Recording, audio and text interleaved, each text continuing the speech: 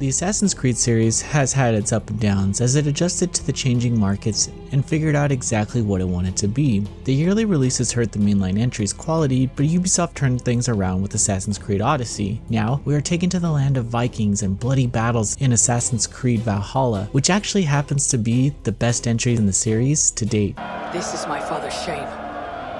Today I take back the honor he lost. I call a Holmgang! Here! Against the Oathbreaker! Assassin's Creed Valhalla introduces us to Ivor, a Viking who is as skilled in the art of learning as they are pillaging. Before the game, you can choose the gender of the lead, but it doesn't affect the story outside of changing their voice and appearance. In my playthrough, Ivor was a girl, so I'll address her as such in this review, but it can be changed at any time. As a protagonist, Ivor is an excellent vessel for this adventure. She is curious and approaches situations with an open mind. However, she can also be moved by emotions and willing to fight at a moment's notice on the foundation of loyalty alone. These traits lead Ivor and her brother to leave their settlement in Norway for new shores in England. Here, they establish themselves and construct a settlement for their people to thrive. The narrative becomes the driving force for the entire game, and I'd honestly hate to spoil any part of it for this review. There are choices made that will change the outcome of Ivor and her crew of ravens, but that only makes the stakes higher when they are revealed. She is fighting to thrive at first, but forces beyond her control are at play here, and she will ultimately serve a bigger purpose.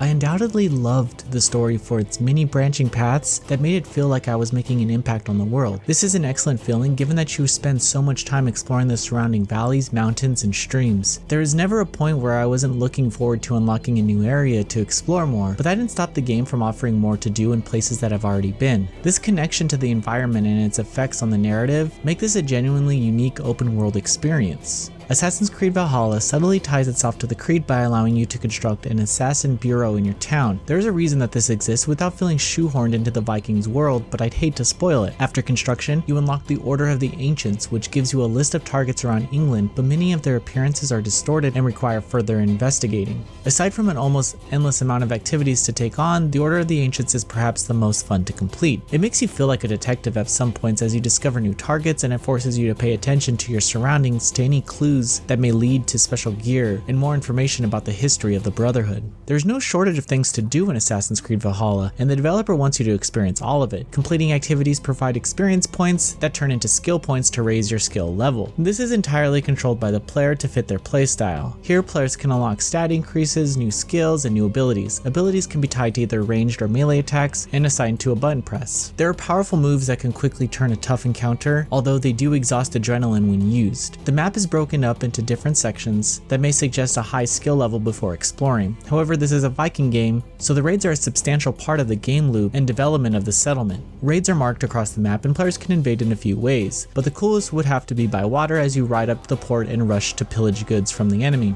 Raids provide materials for building new structures at your settlement, which unlocks new things to do. It's satisfying to see your colony grow and expand as new people join and offer additional tasks. There's even a black market trader who gives you timed targets and special gear, as well as a barracks to create a warrior that can be enlisted by other players. As grand as the adventure is, the pressure is put on the player to do everything to be strong enough to take on some of the later missions. In this regard, there are moments where I'd be under level for a boss encounter and forced to complete side events to become stronger. I would have liked this to happen more naturally because it ended up ruining the impact of some of the quests. I think the pacing of the first 5 hours of the game is just so fast that you were on your way to England in about an hour, but you aren't told that there is still stuff to do in Norway. It's easy enough to change maps, but it isn't explicitly explained to you that you could hang out in Norway for a while and get some easy experience points. The sense of being underpowered is cured after a time, but you may hit a wall where you need to complete quests for experience sooner or later. Still, Assassin's Creed Valhalla has some gorgeous environments full of treasure, unique events, and discoveries. One of the more unique elements are the mysteries that you'll come across. These encounters can be anything from dealing with a nudist colony to helping out a blind man. The only real issue that some of these events have is that they don't appear in the quest tabs and can be confusing if you forget what you have to do.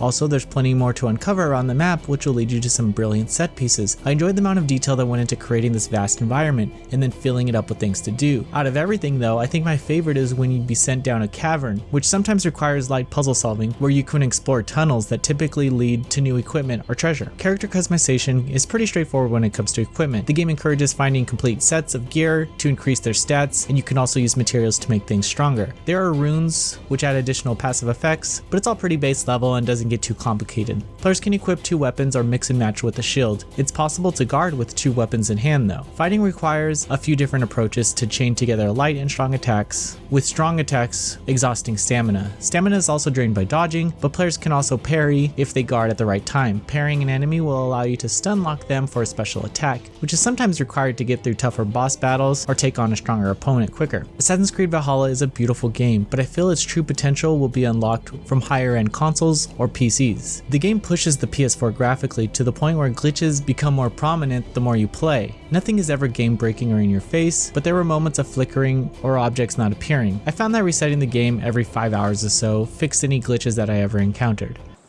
Alright, you can go.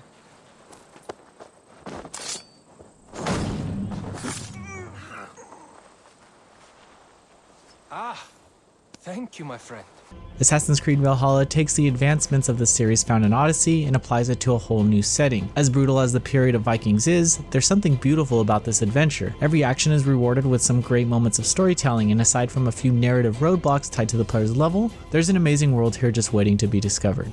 Noisy Pixel is giving Assassin's Creed Valhalla a 9 out of 10. Thank you for watching. Please read the full review on noisypixel.net. Noisy Pixel is run by a group of gamers who work hard to deliver news, reviews, previews, and more. Please subscribe to keep up with all our future content.